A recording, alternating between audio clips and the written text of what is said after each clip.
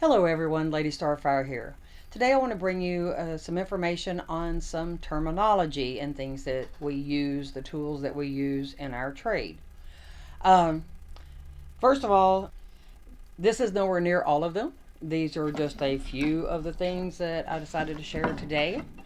They're things that we use on our altar, things that we use in everyday life, and such, as far as if you're pagan.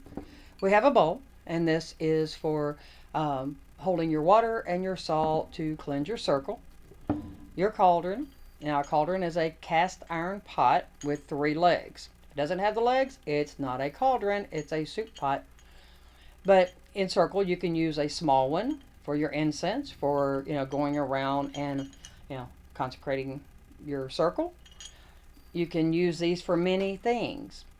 So, I recommend people have several of them in different sizes for different things. This is perfect for incense. It's, a decent size for a small petition to be burned in.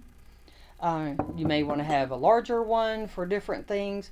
Uh, if you have a big circle, you may want a giant one in the center. So, be very careful with these though. Do not use one for something that you're going to ingest and use the same one for something that you're burning things in, and then go back and make you something that you're going to, eat out of. Or herbs that you're going to do something to and then add them to your soup. Don't do that. Do not cross contaminate because it can become poisonous. Have ones that you use for burning things and using poisonous herbs as opposed to one that you're going to use for other stuff. Now, one really big pet peeve of mine is people referring to this as a pentacle. This is a pentagram, all right? A pentagram is a 5-pointed star with a circle around it. Now, I'll use this so that you can see it a little better. All right, so we have the star, which represents the elements. Okay, so we have all 4 elements going around the bottom. At the top is spirit, and what some people don't know is in the center is referred to as the void. The void is where things come from and go back into. All right, there's certain traditions that that is very important to them, but it's also knowledge that everyone should know. Now, once again, pentagram. All right, this is a pentacle. All right, now I know there are some other people that started using the word pentacle. And, that's fine, whatever. Point is, a pentacle is a plate or disc inscribed with a pentagram, okay? You do not wear a pentacle around your neck. That would look kind of silly, would it not? Okay, so we wear a pentagram around our neck or on our fingers, all right? This is a plate or disc inscribed with a pentagram that is used in circle to pass the bread of life, all right? So, okay, this is an athame. Okay, an athame is a consecrated ceremonial knife used to direct energy. All right, never to draw blood. If it does, you have to bury it in the ground for a year and a day, which means go buy another one. It is generally a double-edged blade. I recommend people to kind of dull it down so you don't accidentally cut yourself, because then you have to go bury it. But this is used to cast your circle. You can use it, for calling your quarters, anywhere that you're trying to direct your energy. This should feel like an extension of you when you hold it. Okay, be sure that you don't just buy one because you think it's pretty. Hold it. Make sure it feels right to you. Okay, I usually recommend people to literally hold it and feel. Does your energy feel like it stops right here, or does it continue out? Now, this is a wand, all right? Now, the wand is used very similar to the athame. It is, made of wood of some sort, and that is your choice on what type of wood wand that you use. You can adorn it with stones and beads and crystals and whatever you want to, all right? But it is used in some rituals, a lot of times for invoking.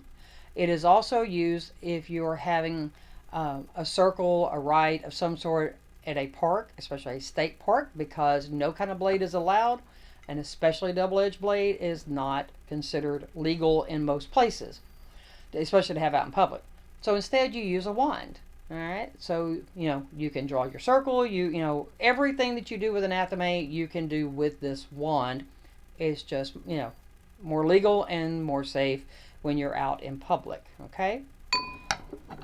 Now, one thing about a wand, and there's no real rules about it, but used to they would say that it needed to go from your elbow to the tip of your finger, and that was a true measure for you. Okay, so but it can be this long, it can be this long. It's up to you. Just make sure it feels right, and once again, feels like an extension of you when you hold it. Now, a book of shadows. All right, you can have many of them. Now, unless you just have the money and want to, I don't recommend having a jillion like this as your working book of shadows. They do tend to get expensive.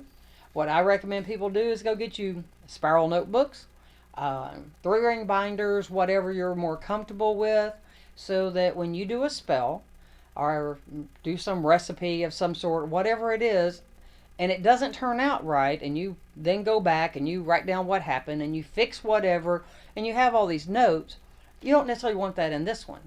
In this one, you take, once you've got it perfected, and then transcribe it into your nice book of shadows. That way you don't have all that mess in here. Now, when you do this, you may have several for different types of things. You may choose to use some sort of code instead of just writing it. You may choose to use magical inks. It's totally up to you, because this is yours. There is no right or wrong about that. Okay?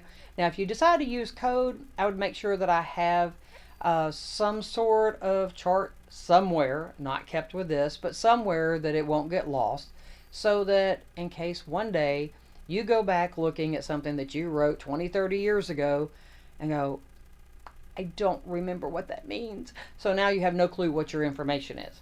So you need to have something that you can refer back to if needed. But this information is for you. It's not for anyone else unless you choose to share it with them. Now, most of the time, this will get passed down if if that's your choice, to a child or, someone, upon your death. Make sure that you have a copy, though. If you want this information to go with you into the future, make sure that you've got a copy that will be burned at your crossing over ritual. That way, that information gets sent to you on the other side, and with the plan that when you come back, you don't have to go through years and years of trying to regain that knowledge. You'll have more knowledge to learn, of course, but at least, we'll carry this forward with us into the next lifetimes. Now, I didn't have a bowline out here, but just in covering knives, a bowline is a single edge blade, preferably, at least in my tradition, is a white handle, where this is black handle, but it can be whatever you want. But it's simply used in circle to cut string, herbs, trim your candles, that sort of thing. It also should never draw blood. These are some of your main tools that are used in life, in rituals, any of those things that you're doing. And I just simply wanted to share some of this information with those that don't know this information. And if there's other things you want to know about, please let me know. Leave me a message, and I will do the best I can to try to get videos out there for you, or at least answer your question if I can't. I'm working on trying to get a better space where there's some things I can do standing up to show some things that I have been asked that's a little difficult, right now. But I'm getting there. Anyway, everyone, thank you for joining me today. I hope you enjoyed this video, and I hope you continue to enjoy them.